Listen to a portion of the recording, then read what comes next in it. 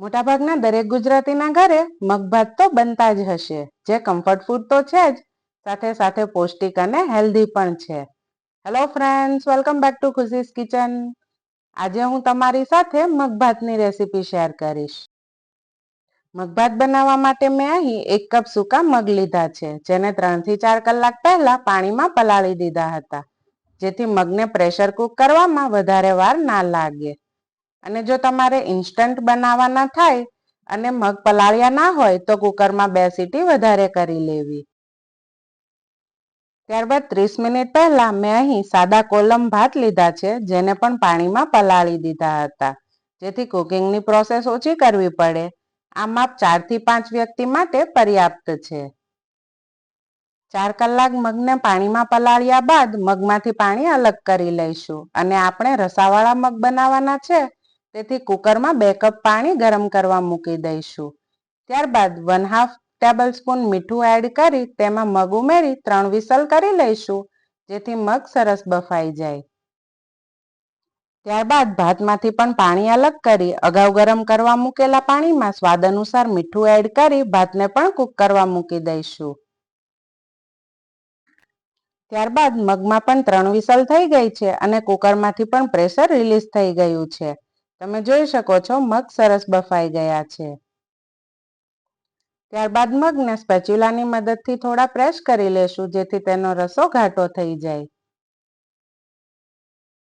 હવે એક પેનમાં 4 ટેબલ સ્પૂન તેલ ગરમ કરવા મૂકીશું. તેલ ગરમ થઈ જાય એટલે રાઈથી વઘાર કરી સૂકા મસાલા જેવા કે તજ, લવિંગ, તમાલપત્ર અને સૂકા મરચાં એડ કરી લીમડી પત્તા તેમજ હિંગ પણ ઉમેરી દઈશું. ત્યારબાદ તરત જ તેમાં આદુ, મરચાં અને લસણની પેસ્ટ એડ કરી દઈશું અને 1 મિનિટ માટે સાતળી લઈશું. ત્યારબાદ એક ઝીણી કટ કરેલી ડુંગળી ગોલ્ડન બ્રાઉન થઈ જાય ત્યાં સુધી સાતળી લીધા બાદ તેમાં એક મીડિયમ સાઇઝના ટામેટાની ગ્રેવી એડ કરી દઈશું. હવે બધી જ સામગ્રી બરાબર રીતે મિક્સ કરી લઈશું.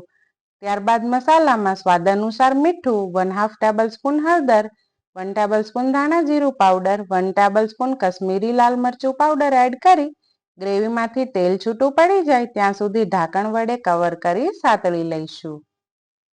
બીજી બાજુ આપણા ભાત પણ એકદમ ખીલેલા અને છૂટા બનીને તૈયાર થઈ ગયા છે. ભાતને આપણે એક કાણાવાળી જારીમાં લઈ લઈશું, જેથી ભાતની કુકિંગ પ્રોસેસ બંધ થઈ જાય.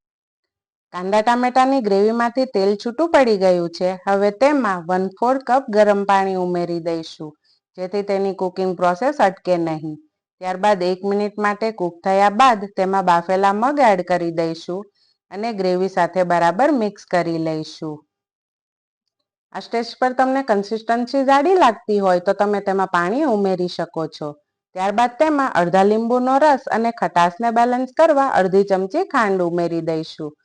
ખાંડ અહીં ઓપ્શનલ છે, પણ ગુજરાતીને ગળપણ વગર ના ચાલે, તેથી મેં અહીં ખાંડ ઉમેરી છે. ત્યારબાદ 2 થી 3 મિનિટ જેવું મગને કૂક કરી લીધા બાદ તેમાં લીલા ધાણા સ્પ્રિંકલ કરી લઈશું. તો ફ્રેન્ડ્સ, ગુજરાતી સ્ટાઇલ મગભાત બનીને તૈયાર છે. આપણે મગભાતને ખુશીઝ કિચનની સ્ટાઇલમાં સર્વ કરી લઈશું. તો ફ્રેન્ડ્સ, મારી આ રેસીપીથી તમે એકવાર ઘરે મગભાત બનાવી લીધા તો તમે મગભાતના પરફેક્ટ પૌષ્ટિક બાઉલને એન્જોય કરી શકો છો. તો ફ્રેન્ડ્સ, જો તમને મારી આ મગભાતની રેસીપી પસંદ આવી હોય તેમજ જો મગભાત તમારા પણ ફેવરિટ હોય તો લાઈક અને કોમેન્ટ કરીને જરૂરથી જણાવજો. તેમજ વિડીયો તમારા ફ્રેન્ડ્સ અને ફેમિલી સાથે જરૂરથી શેર કરજો.